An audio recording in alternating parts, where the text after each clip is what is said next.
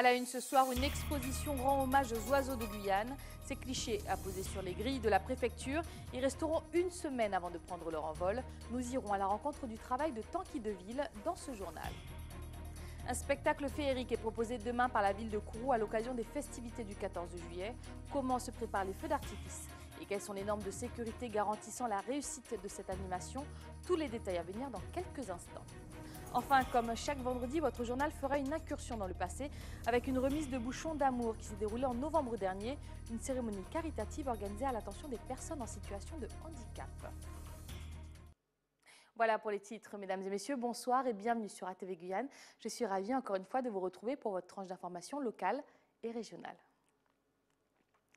Jamais les oiseaux de Guyane n'auront été aussi proches de nous. Pendant toute une semaine, les grilles de la préfecture se pareront des photos de Tanguy Deville, qui a capturé dans son objectif les plus beaux spécimens volants de notre territoire. Pas moins de 200 volatiles composent cette collection riche et colorée qui célèbre notre biodiversité. Pierre Tréfou nous en offre un aperçu.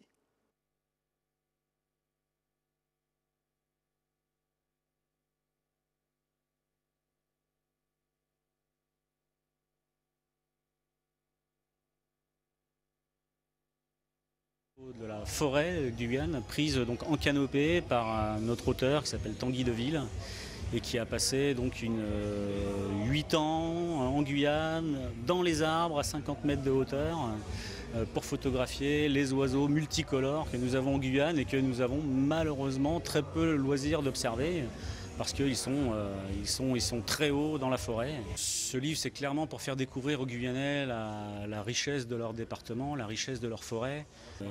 Présenter la Guyane aussi sous un autre jour, on le présente toujours sous un jour très négatif qu'on ne va pas rappeler, alors qu'il existe des choses absolument fabuleuses, merveilleuses en Guyane, à commencer donc par les oiseaux de la forêt. Il suffit d'aller faire un tour dans cette exposition ou regarder le livre pour se rendre compte qu'on a des pures merveilles de la nature, des oiseaux qui sont brillamment colorés, qui jouent un rôle écologique extrêmement important justement pour maintenir cette forêt dans un bon état. Et voilà, donc ce livre est fait pour que les Guyanais et les Guyanaises découvrent cette biodiversité. Il y a 200 espèces qui sont représentées dans le livre, sur les 740 qui vivent en Guyane. Il faut le savoir, on a 740 espèces d'oiseaux différentes en Guyane française. Comment les oiseaux s'organisent pour se reproduire, quelles techniques de reproduction ils utilisent, et puis aussi qu'est-ce qu'on peut faire pour conserver ces oiseaux et ces populations d'oiseaux dans l'état où elles sont aujourd'hui en Guyane.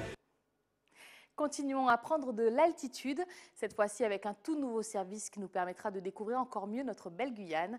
Envie de survoler la canopée, d'accéder à des communes enclavées ou encore de vous envoler vers Camopi le temps d'un week-end en famille. Autant d'options qui sont à votre portée grâce à Amazon Air Service. Les détails de Katia Penaud, directrice générale adjointe au micro de Joanne Manus. Nous sommes une société de transport aérien. Cette société a été créée en 2016. Notre premier vol date de juillet 2017. Et aujourd'hui, nous sommes dans l'attente d'un local à l'aéroport pour déposer un CTA, c'est-à-dire un certificat de transport aérien pour devenir une compagnie aérienne. C'est-à-dire qu'on pourra faire un package entre l'aéronef et le pilote. On pourra avoir des salariés dans la société pour devenir une compagnie et offrir les mêmes atouts qu'une compagnie aérienne. Puis nous faisons une location d'avion ou d'avion-taxi pour les déplacements et le client doit louer le pilote. Nous démarrons avec un petit avion et il faut investir des avions un peu plus conséquents et essayer de trouver des solutions là où ne va pas justement Air Guyane, dans les communes enclavées. Aujourd'hui, nous travaillons sur toute la Guyane, c'est-à-dire Maripasoula.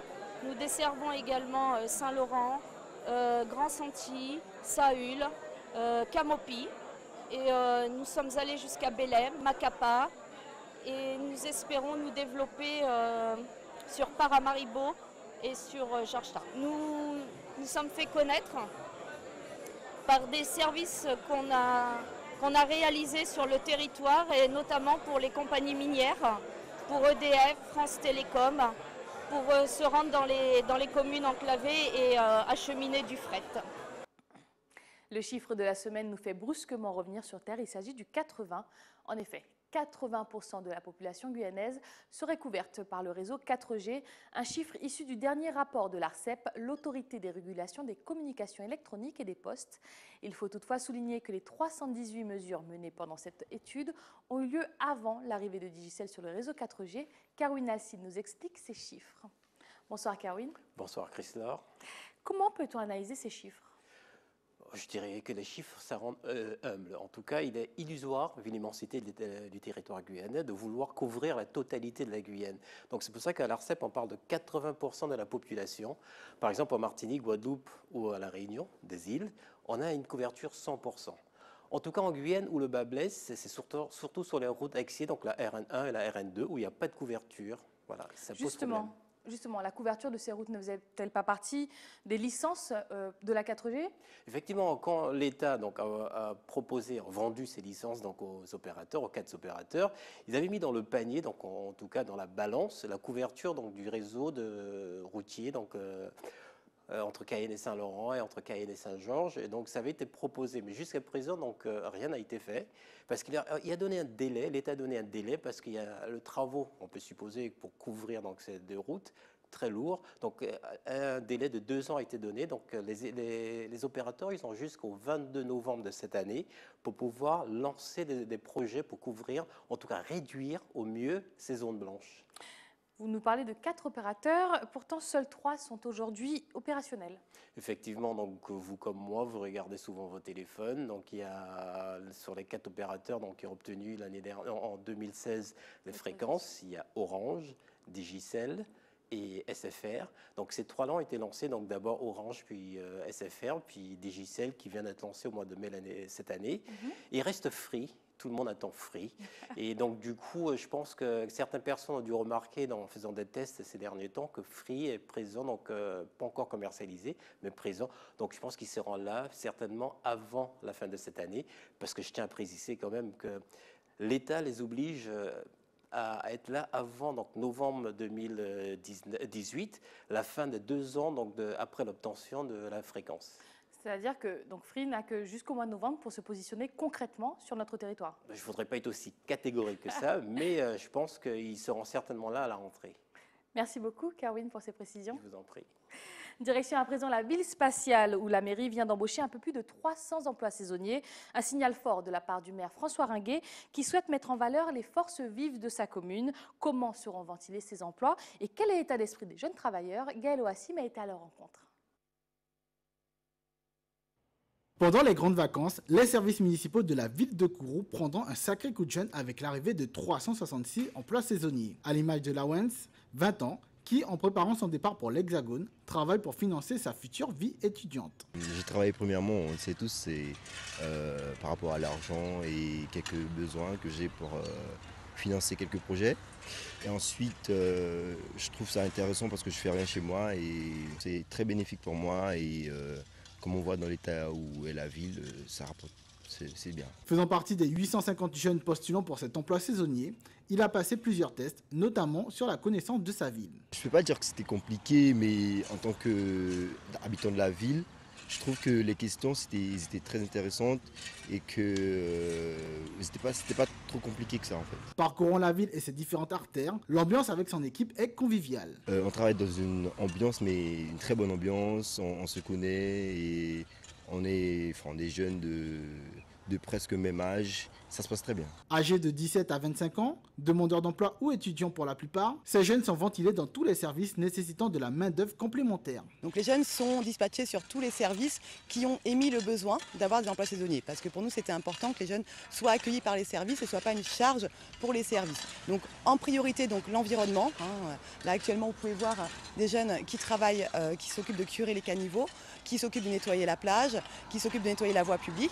Après, on a un autre service qui demande beaucoup, donc c'est le mien, le service des maisons de quartier. On a à peu près une trentaine de jeunes qui vont être répartis sur 9 maisons de quartier pour assurer une animation vacances pour les jeunes des quartiers prioritaires. Et la municipalité a souhaité garder quand même un quota de demandeurs d'emploi. On sait que certains jeunes ont des difficultés pour trouver du travail, donc l'idée c'est de leur donner un petit coup de pouce et qu'ils puissent avoir un travail, en tout cas une expérience professionnelle pendant ces vacances. Pour François Ringuet, le maire de Kourou, la jeunesse doit tenir une place importante au sein du fonctionnement de la ville. C'est un choix politique avec l'équipe municipale. On a décidé de mettre en avant en tous les cas la jeunesse, puisque vous savez que très souvent pendant les vacances, les jeunes cherchent quelques jobs pour préparer donc la rentrée scolaire. Et donc on a fait un choix de faire des économies, de serrer un peu ailleurs et de mettre en avant un peu la jeunesse en leur proposant un premier emploi, découvrir un métier et surtout aussi découvrir d'autres volets aussi de la ville. Et l'année prochaine, je croise les doigts de manière à aller encore beaucoup plus loin que cette année. Première expérience professionnelle ou juste un moyen de bien préparer sa rentrée, ils étaient tous motivés. 709 jeunes réunis sur le pôle culturel pour passer un test pour travailler un mois, ça prouve que la jeunesse kouroussienne est dynamique et a envie de travailler. Et que nous, la municipalité de Kourou, nous croyons en la jeunesse kouroussienne. Dans le reste de l'actualité, ce matin, la caserne de Rémire accueillait une cérémonie protocolaire de remise de galons. Ce sont plusieurs dizaines de sapeurs-pompiers qui se sont vus honorés en présence du président de la CTG et du président du SDIS. Ce dernier partage les détails de ce moment solennel au micro de Pierre Tréfou. Il y a eu des agents qui ont reçu des grades, qu'ils soient volontaires, qu'ils soient professionnels, d'officiers à sous-officiers, environ une vingtaine de personnes. Et surtout, on a profité, pour la première fois dans l'histoire du SDIS, à remettre des insignes de chef de corps, de chef de centre, parce que selon l'ancienneté que vous avez en tant que chef de centre, que vous ayez exercé ou pas, enfin exercé ou exerçant toujours, vous avez droit à un insigne que vous voyez ici et qui permet un peu de classifier les gens. Voilà. On a surtout besoin de cadres ces jours-ci. On a toute une promotion de cadres qui étaient là avant, professionnels qui s'en vont, donc des lieutenants, des capitaines. Donc il faudrait que les jeunes pensent à cette voie qui est celle de devenir officier de sapeur-pompier. Le président l'a dit, nous allons lancer Mana, Sinamari, Maturi, tout à l'heure Grand Senti.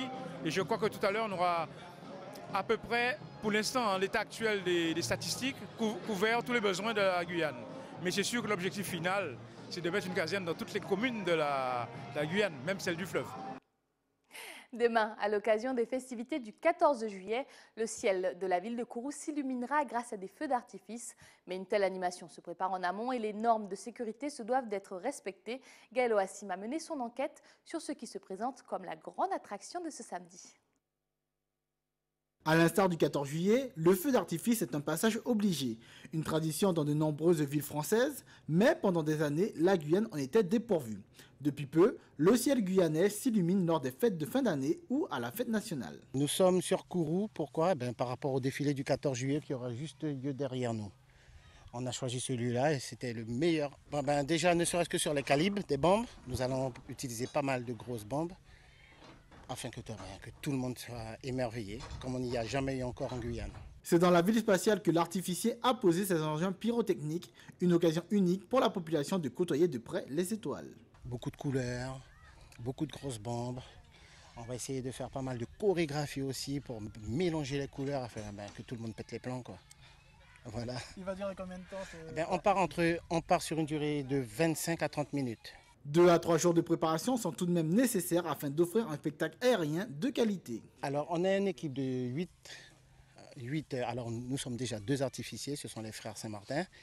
Il y a Yvan et Luc. Nous avons nos collègues là, les manœuvres qui nous aident pas mal. Sans eux, on aurait pris encore plus de temps. Avec près de 800 kg de matière active à brûler, les frères Saint-Martin promettent un show grandiose à tous les Kouroussiens. La mairie de Kourou avait déjà comme projet ce feu. Mais on n'avait pas encore fixé les lieux, les emplacements, les dates. Et quand on se rapprochait des vacances, le 14 juillet est venu en pile poil. Au bon moment, ils ont opté pour le 14 juillet directement. Tu as vu, le dimanche après, il y a la Coupe du Monde. Donc, si ça passe bien pour la France, alors on va gagner. On aura le feu d'artifice d'avant et le reste sur Paris, ils vont faire le reste. Dis quoi à la population kouroussienne? Venez nombreux, ne perdez pas de temps. Il y a de la place pour tout le monde, venez, venez, venez. Comme chaque vendredi, nous vous plongeons dans les archives de la rédaction. C'était en septembre dernier et Pierre Tréfou assistait aux évacuations du Mont Baduel. Images. C'est à 8 h ce matin que les autorités ont commencé à vider la maison de Bernadette, située sur la colline du Mont Baduel, une construction estimée à plus de 250 000 €. Je paye taxe foncière dans les 3 000 et quelques. Hier, j'ai reçu un papier. L'année dernière, j'ai payé 3 713. Et hier, j'ai reçu un papier 3 738. J'ai y mettre des enfants ici. Là, c'est 35 ans de travail, j'ai perdu là, monsieur. Maintenant, vu mon âge, je ne peux pas faire un crédit. Où j'y vais maintenant? Comment je vais faire pour vivre? Et j'ai ma fille qui est en études en France. En juillet 2016, un rapport du Bureau de recherche géologique et minière indiquait que la structure même de la colline pouvait s'affaisser à tout moment et entraîner un glissement de terrain. La préfecture a donc signé un arrêté de péril imminent et a commencé la démolition au Mont Baduel. La question, c'est a-t-on la capacité de résoudre ce problème-là en même temps que les logements illégaux se construisent. Donc nous allons entamer un certain nombre d'actions. D'accord. Par exemple, nous sommes en train de faire une proposition au gouvernement qui serait de pouvoir saisir tous les véhicules et matériels qui permettent la construction de ces bâtiments, ce qui permettrait déjà de mettre un coup d'arrêt à ceux qui profitent aussi de la misère et qui vendent des services. Ça, c'est un premier sujet. Deuxième sujet aussi, nous allons, avec la mairie et l'ensemble des collectivités, travailler pour essayer de mettre en place un système, peut-être une brigade dédiée, peut-être un autre système, pour détruire au fur et à mesure toute maison qui serait en début de construction. Parce qu'il s'agirait d'un chantier et non pas d'un habitat. La maison de Bernadette sera démolie quelques heures plus tard, ainsi qu'une autre construction en contrebas. Selon la préfecture, ce sont une soixantaine de familles qui pourront être relogées pour une durée de 6 mois. Pour les autres habitants remplissant les conditions de séjour en France, une solution transitoire leur sera apportée. Et je ne vois pas pourquoi on ne respecterait pas le droit français. Il y a des situations légales, des situations illégales, et donc on applique strictement le droit, sans aucun état d'âme, mais avec humanité. Notre deuxième rétrospective nous ramène en novembre dernier à l'occasion de la cérémonie des bouchons d'amour qui s'était tenue au sein de la Maison des initiatives locales de Cayenne. Gaël Oassim y avait assisté.